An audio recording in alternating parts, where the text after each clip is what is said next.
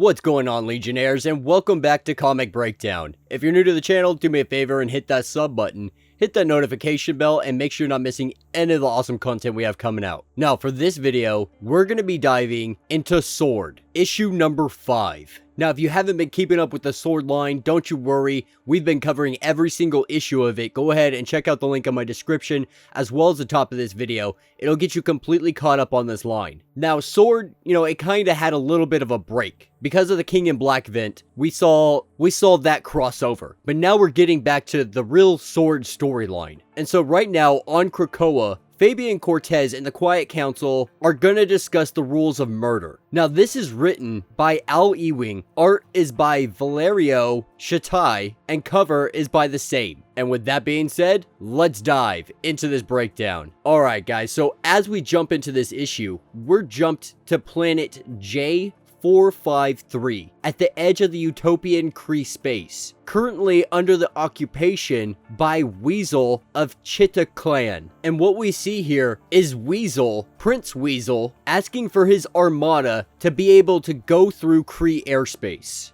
But the prince is being told that he's not allowed because the Kree can't be seen taking sides. And so they're staying completely neutral, not allowing anybody to go through their airspace to do any kind of battle with anybody else. Because right now the prince is at war with all of his siblings. It's kind of a war to see who gets the throne. And as he sits here and curses the Kree that's on the screen, he tells them not to go to sleep, to always keep one eye open because he's going to be coming for him. But in this same instance, we see an assassin come up behind the prince and slit his throat right there on the spot. And this is when we're taken to the hatchery, and Cortez is being woken up. There's no grand celebration or party for his rebirth, even though he did really help when it came to the King in Black event. There's no ceremony, there's no reaffirmation for him. There is only a cold greeting and no clothes. But this is where he gets taken to the Quiet Council. And everybody that is here has gathered to the Quiet Council. Not all the members are here,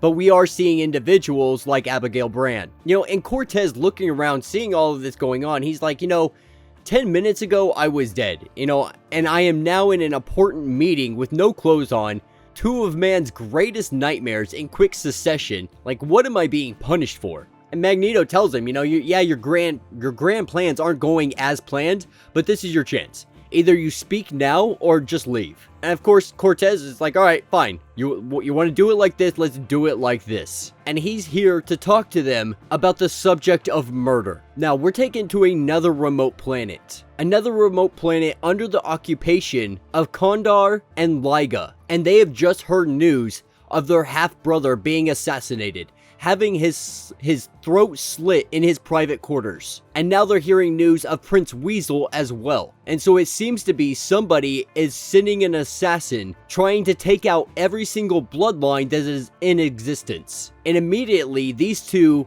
point to each other. They think the other one is the one that is sending these assassins after everybody. And in the midst of their arguing, Kondar pulls out his pistol and is about to shoot Liga. Because at the end of the day, this is all about who is gonna rule next. This war of succession is literally encompassing entire worlds. Now, back on the Quiet Council, Cortez is doing his best to try to demonstrate why murder should be allowed, why they should be allowed to kill people. And his argument is, their oppressors humiliated them, stripped them of everything they were, and never took their feelings into consideration. And yet now still, they do everything they can not to make the humans mad. And his logic here is, it's not their fault that they don't have immortality. It's not their fault they don't have a hatchery. And it's a natural living cycle for them. They live and they die. So why is it that we would be punished if we were to kill them when they're already technically dead? They just haven't reached that point in their life yet. And he's not saying this out of malice. To take a human life in the course of their business, it should be a regrettable thing. But how is it murder? How can it be murder if they've already died? Now, back on the flagship with Kondar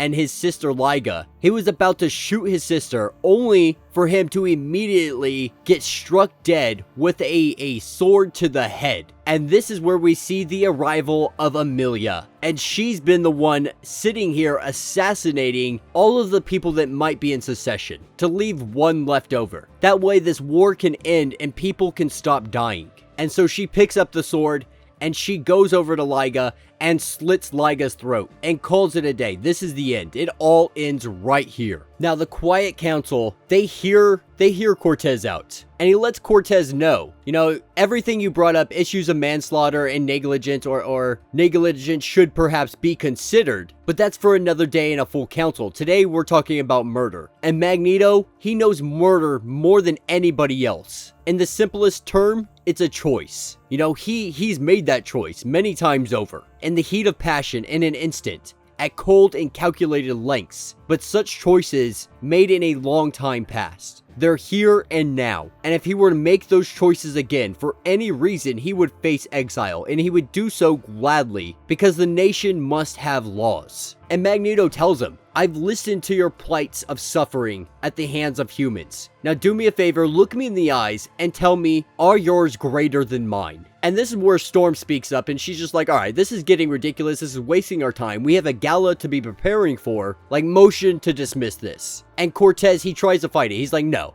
you guys need me. I am vital to the space mission. I'm vital to Krakoan society. Without me, there would be no expeditions to higher space. There would be none of your precious mysterium. And even Charles pops up here and he's like, hey, Fabian, this is beneath you. And as he's freaking out, just acting like a real spoiled brat, you're saying, he's the future of Krakoa.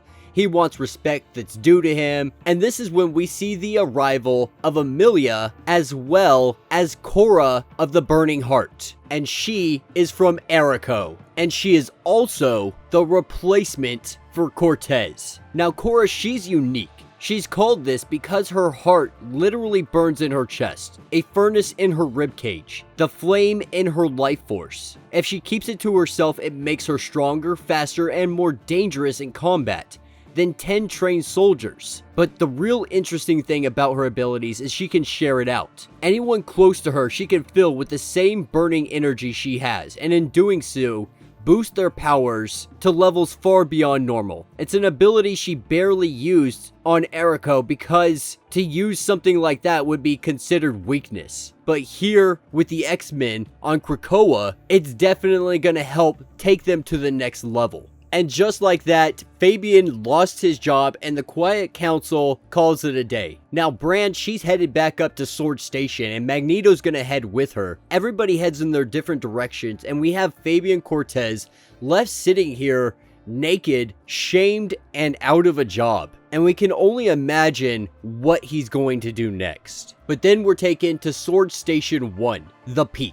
And Magneto talks to her about the assassinations. Right now they have a murder no human law, but does that law apply to only Homo sapiens? Is life not more or less important in space? Is alien life not important? And if so, how do we assess this and do we charge people for this? And her rebuttal is, is it murder if it's in defense of a nation, of planets, of thousands of planets? The Snark War destroyed her father's home planet. So for her, she ended the latest war of succession the cleanest way she could, by picking the winner. And Magneto tells her, just be careful at what you do. And this is when they walk into a room that is full of mysterium. And that will be the end of this issue. So let me know what you guys think down in the comments. This one was actually a lot of fun. And I say that in the regards to Fabian Cortez really thinking that he was irreplaceable until someone from Erico arrived. We've been waiting for this arrival for quite some time. And now this individual's here and could quite possibly do even better than Fabian did before. Not only that, we're seeing the X-Men using this Mysterium and it's just bankrolling them. They are literally becoming the richest nation to ever exist. But yeah, let me know what you guys think down in the comments. Be sure to keep up with this line because we're going to be covering the gala event as it arises. It's going to be tons of fun, so make sure you're completely up to date. Check out all of my X-Men playlists if you have not already. I've been covering pretty much every line except for the New Mutants line. And as always, if you haven't subscribed to the channel already, do me a favor, hit that sub button, hit that notification bell, like this video, and until the next breakdown.